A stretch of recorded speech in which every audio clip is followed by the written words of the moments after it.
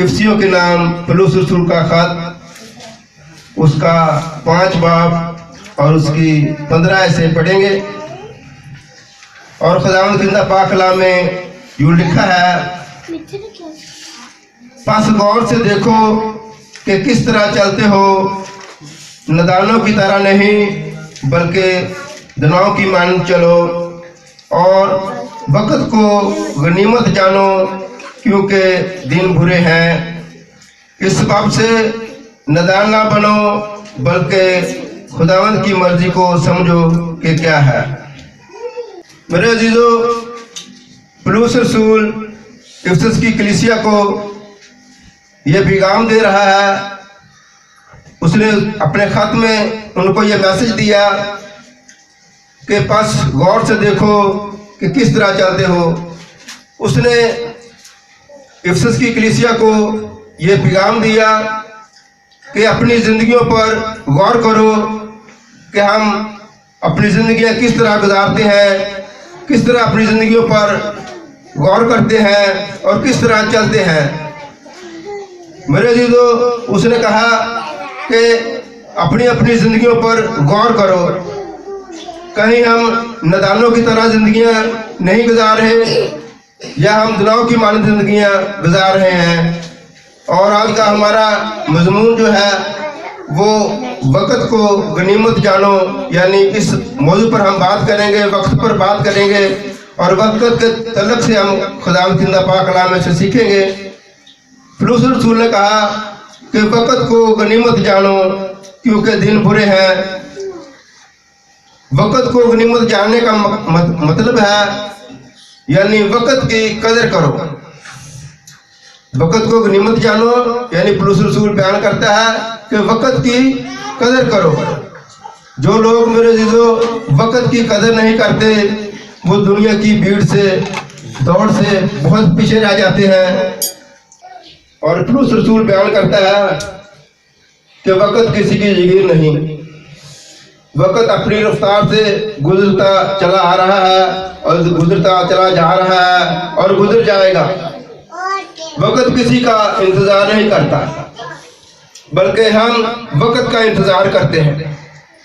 और जो लोग वक्त का इंतजार नहीं करते और वक्त के साथ साथ अपनी ज़िंदगी बसर नहीं करते, वक्त के साथ नहीं चलते, वो दुनिया की दौड़ से बहुत पीछे रह जाते हैं।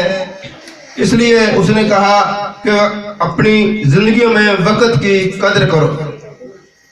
आज हमें ज़रूरत है कि हम बिला वजह वक्त ज़ाया ना करें बल्कि अपनी ज़िंदगियों पर गौर करने की ज़रूरत है ताकि हम जना लोगों की तरह ज़िंदगियां बसर करें।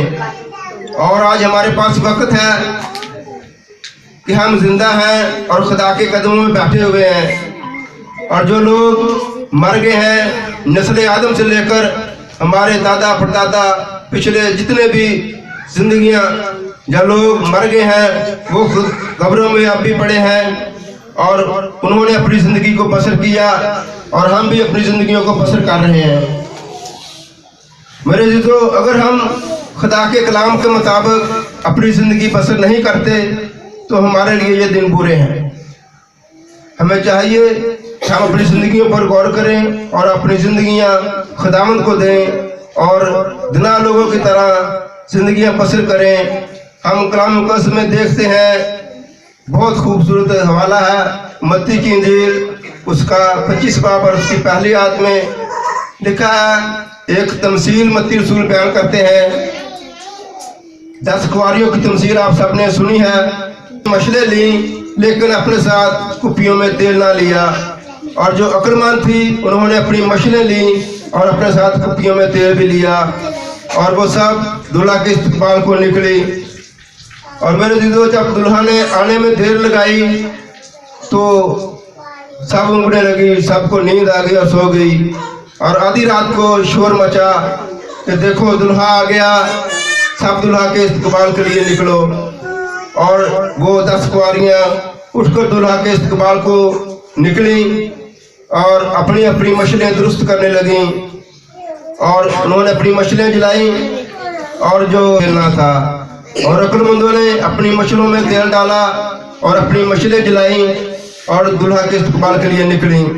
और उस वक्त कहा कि ये हमारे लिए तुम्हारे लिए दोनों के लिए काफ़ी नहीं है, आप ऐसा करें कि बेचने वाले के पास बाजार से मूल ले आए। जब वो तेल मूल लेने के लिए गई तो पीछे से दूल्हा आ गया, और जो उस वक्त तैयार थी वो सब शादी के जश्न में यस्सु के साथ, दूल्हा के साथ जश्न में अंदर चली गई। और बाद में दरवाज़ा बंद हो गया, और बाद में वो दरवाज़ा खटखटाने लगी और कहने लगी कि हमारे लिए दरवाज़ा, ऐ खुदावंद हमारे लिए दरवाज़ा खोल दे। लेकिन खुदावंद ने उनसे कहा कि मैं तुमको नहीं जानता, मेरी कभी तुमसे बातचीत नहीं हुई। मेरे चीज़ों कलाम को उसमें लिखा है, उस घड़ी को उस वक्त को कोई नहीं जानता, लेकिन जागते रहो और दुआ करते रहो और तैयार और बेदार रहो, क्योंकि खुदावंद यीशु जब आएगा, अगर हमारी जिंदगियां तैयार ना होंगी उस वक्त, तो हम यही ज़मीन पर रह जाएंगे। जब हमें चाहिए कि हम सब जब खुदावंद बादलों पर सवार होकर आए तो हम सब हवा में उठकर उसका इस्तकबाल। आज हमारे पास वक्त है कि हम अपनी जिंदगियां खुदावंद को दें। आज हमारे पास वक्त है कि हम अपनी जिंदगियां खुदा के कलाम के मुताबिक गुजारें, क्योंकि जिंदगी जो है वो इंसान को एक दफ़ा मिलती है, और खुदा एक दफ़ा जिंदगी जो हमें देता है वो खुदा की तरफ से हमें गिफ्ट है। यह जिंदगी हमें दोबारा नहीं मिलेगी, ये जिंदगी हमें दोबारा नहीं मिलेगी। ये जिंदगी हमें सिर्फ एक बार मिली है और एक बार ही मिलनी है, और इसी जिंदगी में रहकर हमने हमेशा की जिंदगी हासिल करनी है। अगर हम खुदा के आइन के मुताबिक ना चलेंगे, उसके हुक्मों के मुताबिक ना चलेंगे, तो हम हमेशा की आग में चले जाएंगे। इसी जिंदगी में रहकर हम हमेशा की जिंदगी हासिल कर सकते हैं, नए सिरे से पैदा होकर खुदावंद को अपनी जिंदगी दे सकते हैं, तौबा करके खुदा के कदमों में, खुदा की पाशाही में दाखिल हो सकते हैं। तो मेरे जो एक खुदा के खादिम ने बहुत खूबसूरत तमसील कलाम करते हुए पेश की, मुझे आज भी याद है। उसने तमसील यूं ऐसे बयान की कि किसी पहाड़ी वादी में एक अकाब रहता था। एक अकाब यानी जिसे हम बाज कहते हैं, वो अकाब रहता था और वो बहुत बुलंदियों पर प्रवास किया करता था, ऊंची ऊंची प्रवास किया करता था। उस अकाब को अपने बाजुओं पर बहुत घमंड था, गुरूर था, और वो ऊंची ऊंची प्रवासें किया करता था।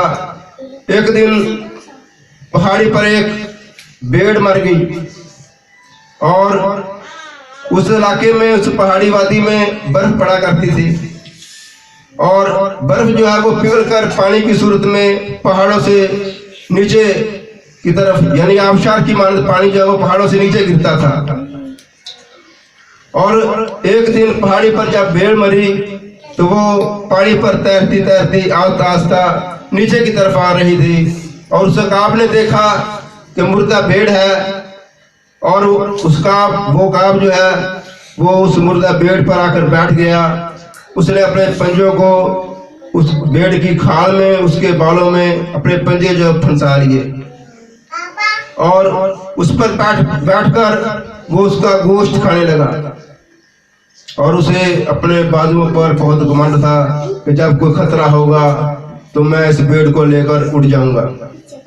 और उसके पंजे जो है उस भेड़ की खाल में, उसके बालों में फंस चुके थे, और ऊपर से बर्फ पड़ रही थी, और पानी जो है आस्ता आस्ता नीचे गहरी खाई की तरफ आ रहा था। और एक वक्त ऐसा हुआ कि वो पानी नीचे गहरी खाई में गिरने लगा, और उस काब ने देखा कि अब भेड़ जो है नीचे गिरने लगी है। उसने उड़ने के लिए अपने पैरों को खोला, लेकिन वो उड़ ना सका।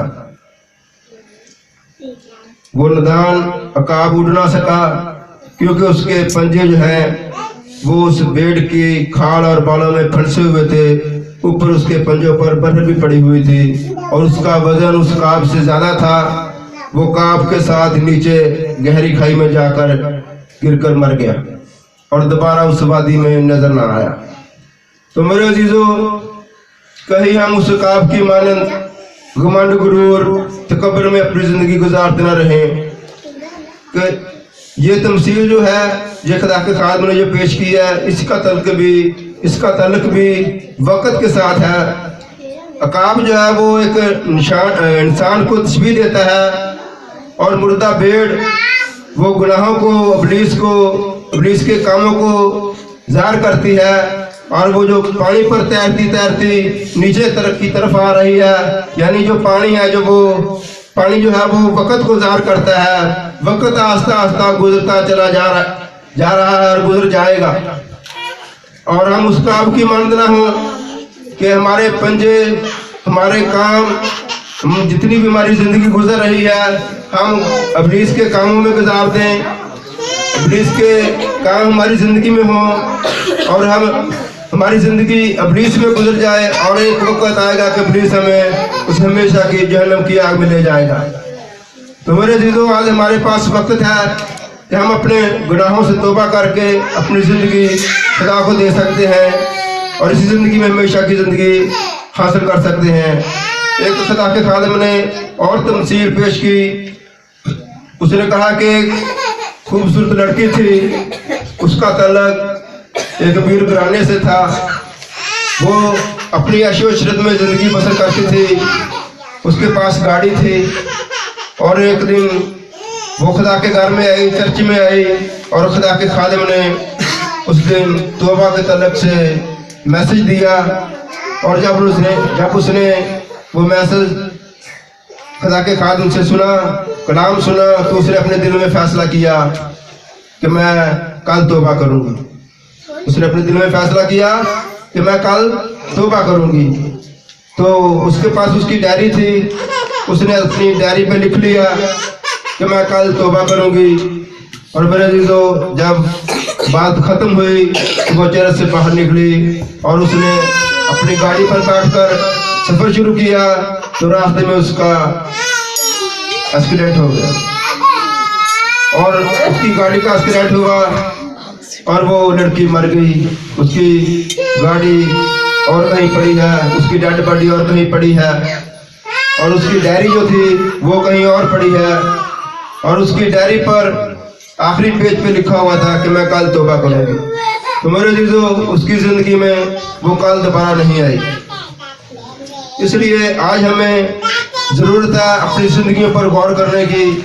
आज हमारे पास वक्त है कि हम ये वक्त जो गुजार रहे हैं हम खुदावंद को दें, और अपनी ज़िंदगियाँ खुदावंद को दें, और वक्त की कदर करें, और वक्त के साथ साथ चलें। सो खुदावंद की पाक कलाम के पढ़े और सुनने पर खुदावंद की बरकत।